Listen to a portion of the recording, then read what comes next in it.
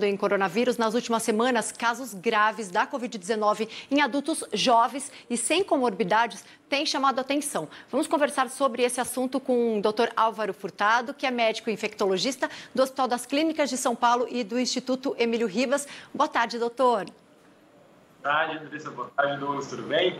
Tudo bem, doutor. Obrigada por participar aqui com a gente. A gente não sabe se é segunda onda, se é repique. O fato é que a gente vê muitos jovens infectados nessa segunda leva aí da Covid, jovens que aparentemente não têm doenças pré-existentes e que evoluem para casos graves da doença, são internados, até entubados. Como explica isso? Realmente vê essa vulnerabilidade também de pacientes jovens, não só são pacientes idosos que evoluem para a forma grave da doença. Claro que a maioria dos pacientes que evoluem para a forma grave são pacientes acima de 60, 70 anos, mas a gente tem muita dúvida ainda em entender esse mecanismo de resposta imune, às vezes mais agressivo em paciente jovem, e realmente isso pode acontecer mesmo, os pacientes internarem, mesmo não tendo nenhuma comorbidade, mesmo sendo um paciente com menos de 40 anos, evoluir para um desfecho de maior gravidade da Covid-19. Agora, doutor Álvaro, esse é um fenômeno que está maior dessa vez, porque parece que na primeira vez, na primeira, digamos assim, ninguém trata como segunda onda, mas na primeira levada aí dos casos, em que ainda estávamos conhecendo a doença, parece que não tinha tanto caso grave de jovens adultos, né? É realmente isso ou não? É uma questão apenas de percepção e já tinha e a gente está vendo mais agora, quem sabe?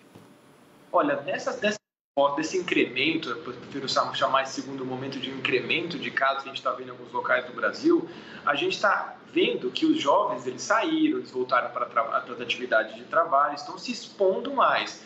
A gente continua vendo pacientes graves, idosos internados nos hospitais. O que a gente viu é uma circulação talvez maior de casos em pacientes mais jovens, então tendo mais casos, acaba aparecendo pacientes mais graves, mas a gente também viu na primeira leva de casos, pacientes jovens internados também evoluindo para a forma grave. E convém destacar, Douglas Andrés, um fator muito importante em pacientes jovens, que é a obesidade. Isso a gente viu muito na primeira vez nos hospitais, pacientes jovens obesos evoluindo para a forma grave da doença. Então, a gente sempre fala, acho que é importante a população entender que se manter saudável nesse momento, se você tem alguma doença de base, se você está sobrepeso, é o momento da gente repensar essa questão de hábitos de vida, porque realmente a gente viu muito paciente jovem acima do peso evoluir para a forma mais grave da doença nos hospitais. E manter essa vida mais saudável, esses hábitos mais saudáveis, nesses últimos 10 meses tem sido mais difícil, né? Então, principalmente a obesidade, quem já tinha essa propensão, ficou mais difícil ainda e muita gente ainda piorou essa condição, né?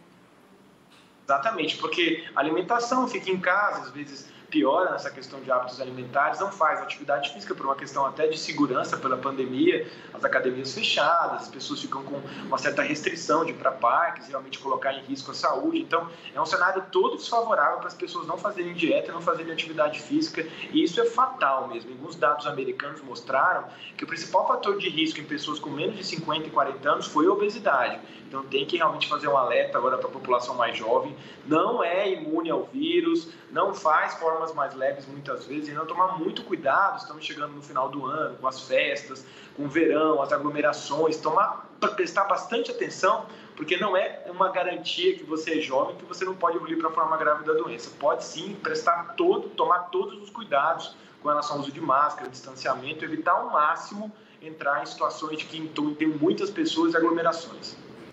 Doutor, pode falar, desculpa.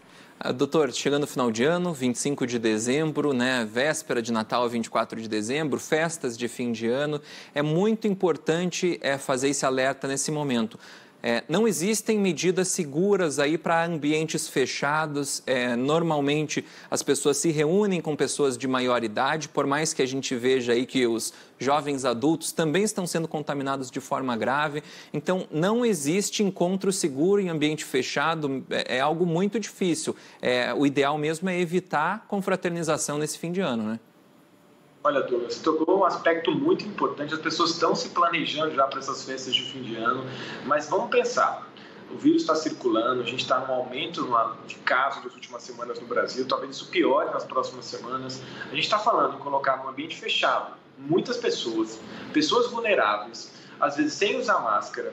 Aquela cena de Natal, todo mundo em casa, num ambiente pequeno, janela fechada, as pessoas vão ter quebra de barreira, tirar a máscara, ninguém vai conseguir usar máscara o tempo inteiro. Aí você coloca um paciente que jovem, que está trabalhando, que não está se protegendo, que pode ter um quadro assintomático, que volta para casa no dia do Natal, onde tem idosos, vulneráveis, pessoas do grupo de risco.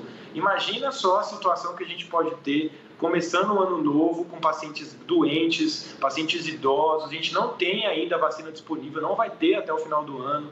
Então, acho que fica realmente um alerta para se repensar essa questão das festas.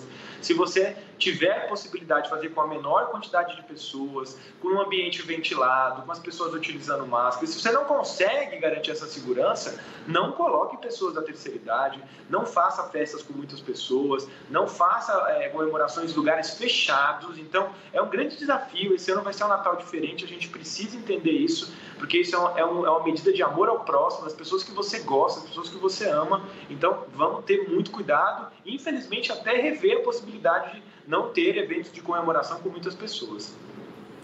Doutor, agora uma outra questão são as sequelas. Quem já teve Covid, eu conheço pessoas, por exemplo, que já tiveram Covid, que de repente, durante o período de contágio, nem sentiram grandes sintomas, mas que depois relatam alguns sintomas do tipo fadiga crônica, aquela sensação de que você pode dormir à noite, você pode ter uma rotina tranquila, mas que o corpo parece que não aceita, que precisa de mais descanso, que nunca é suficiente esse descanso, que você está sempre precisando de mais, não tem vontade de levantar da cama, não tem pique para trabalhar. Até que ponto isso deve ser considerado normal, como uma sequela, e até que ponto a pessoa deve se preocupar com isso e procurar uma ajuda médica?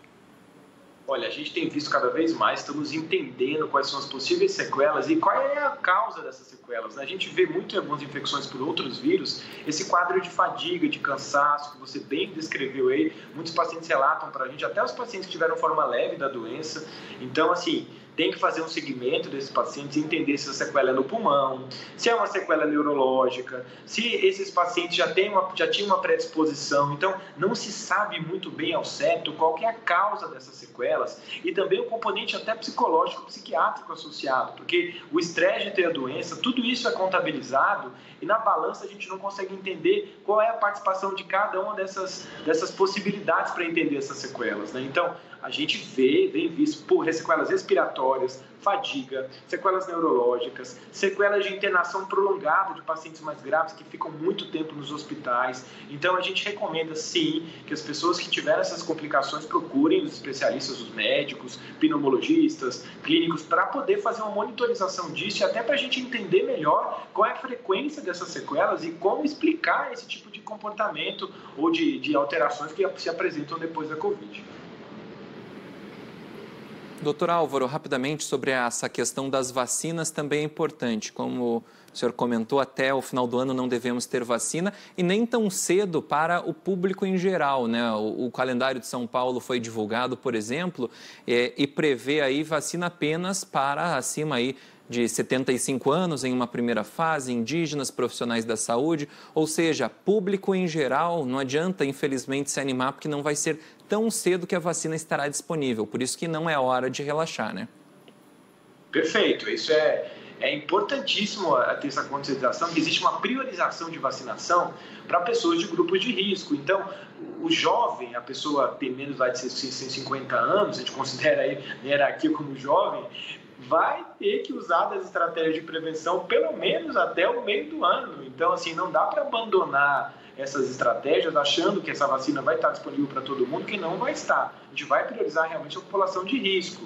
Então, isso reforça ainda o nosso discurso com relação tem vacina, é eficaz, é muito bom, mas até essa vacina chegar para a população mais jovem, a população que não é vulnerável, vai demorar. Então, o vírus ainda circula e a gente provavelmente vai ter um cenário no primeiro semestre de 2021 com as pessoas ainda usando máscara, tomando cuidado e se distanciando. Tá certo, doutor Álvaro, obrigada aí por participar do nosso Tarde Band News. Uma pausinha, está no hospital ainda, uma pausa para nos atender. Uma boa tarde, bom trabalho para você.